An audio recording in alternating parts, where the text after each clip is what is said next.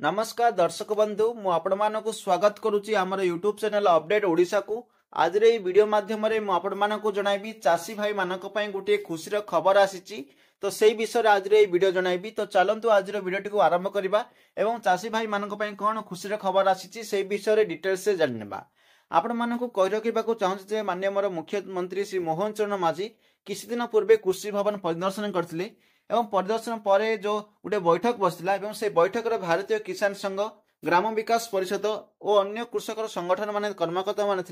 सेठारे गोटे आलोचना होता आलोचना पर मुख्यमंत्री कही पीएम किसान योजना जो माने योग्य हिताधिकारी अच्छा किंतु सामिल हो पारना से सामिल कर एपरी अनेक कृषक अच्छा जो मैंने कि पीएम किसान को योग्य अच्छा किंतु से पीएम किसान रे सामिल होना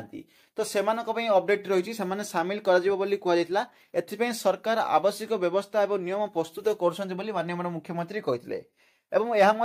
प्रथम 58 सब डिविजन रे शीतल भंडार प्रतिष्ठा पदक्षेप नियाजिब प्रत्येक सब डिविजन रे गोटे गोटे शीतल भंडार हेबो जहाद्वारा कि अंचल चाषी मैंने लाभवान हो पारे से कहते